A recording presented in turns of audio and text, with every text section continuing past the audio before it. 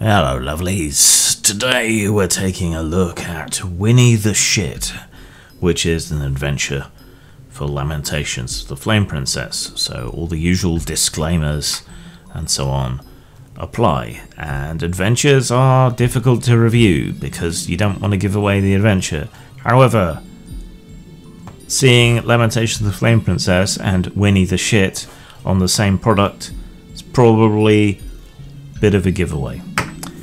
It's a shiny hardcover book in roughly A5 format with about 50 pages to it, and illustrated using a combination of old art, I think, here and there, and stuff done in a somewhat reminiscent style of E.H. Shepard, who of course illustrated the original Winnie the Pooh. A series of books that I love a great deal. Best narration ever was by Willie Rushton, so if you can find any hint of that anywhere, that's the one worth listening to.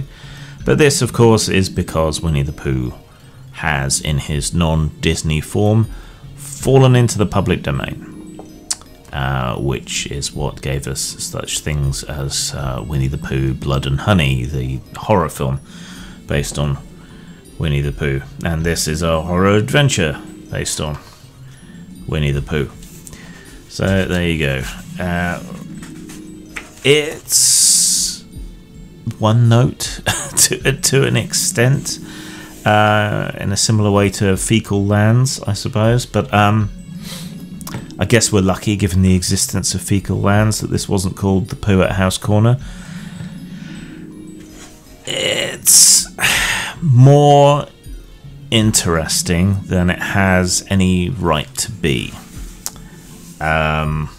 You kind of know what you're getting into here, in that there are animal monsters of human intelligence, the result of evil magical experimentation. It's set within the 100 Acre Wood. Many of the characters and so on will be familiar. There's a couple of high concept bits. Vengerization leaks in again with a couple of pop culture references, like to Cocaine Bear. I would like to point out that I did it first before the film, with Meth Bear in Actual Fucking Monsters, so I'm clearly better. There is crossover with ideas from the island of Dr. Moreau. You know, the experimentation to turn animals into people, or people into animals, perhaps. Yeah, and that's kind of the point of the story, if you haven't read it.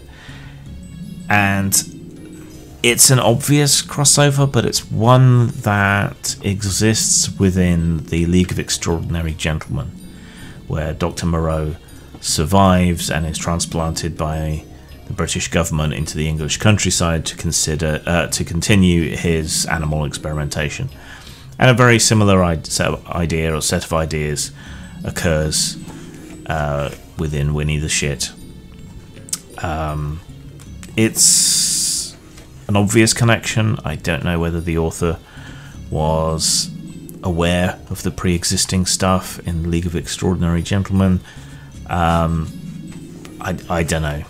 But the implications of this adventure, because of that, can go beyond what's here and beyond the obvious mirth making. The idea of a revolt of animal-human hybrids trying to take over England in the 17th century, you know, is interesting implications, Animal Farm-esque stuff going on from there.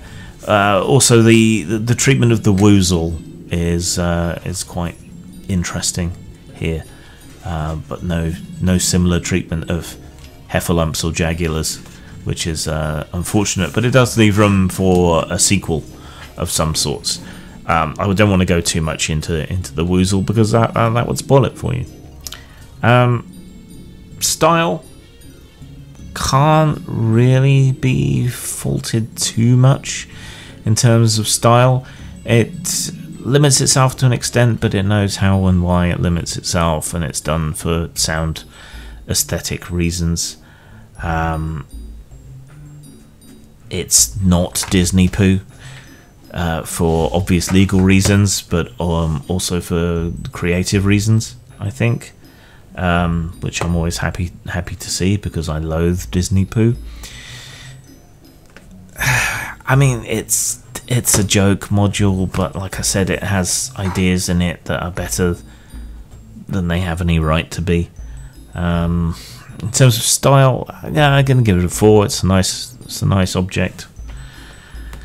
Substance, there's not a lot you're necessarily going to reuse, but it does have the potential to move beyond what is presented in the book and to become something bigger, broader, and more interesting beyond the jokes and the doing it for the sake of it because Winnie the Pooh is public domain.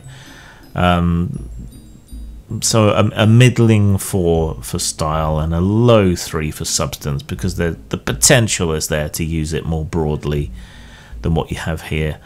Honestly, I think Rupert the Bear would be a better choice, because he went on more fantastical adventures, and there's a lot more material to Rupert than there is Winnie the Pooh. But yeah.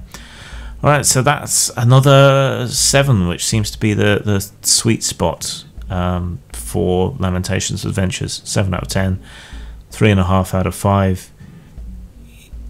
It's funny. It might be good for a convention scenario. It's like a mini sandbox within the 100 Acre Wood. People who love Winnie the Pooh will either be horrified or delighted by what is present here. I liked it. It's got ideas that are, like I say, better than they have any right to be. But, you know, it is what it is. It's quite limited. There's not a lot you're going to necessarily reuse from here. So longevity is where it suffers, where all adventures suffer, to be fair. Zang. Flick Pig. There's no big story to this. Even the title's just a way to get away with writing Fuck Pig. It's not some earth-shaking attempt to thrust upon you the evils of meat-eating. I eat meat because it's fucking delicious. David Cameron got me thinking about pigs. Then I got into some arguments with vegans. Then I made a horror dungeon game in which you play pigs trying to escape a horrible, fantastical slaughterhouse. That's about it. If that upsets you, do one. A print-and-play OSR dungeon crawl with pigs. Available at post-mort.com and DriveThru RPG. Grim gave a big yawn and settled down to sleep. And of course, when Grim goes to sleep, all of his friends go to sleep too. The people on the internet were just text on a screen, the collectibles were just cheap plastic tat, and the books were just elaborate sandwiches made of wood and paper. Even Grim himself, once he was asleep, was just an old saggy goth twat, baggy and a bit loose at the seams, and nobody loved him. Today. See, I don't like the, I have, okay, like a lot of you, I hate a lot, you know? But I hate with style and creativity. Yeah!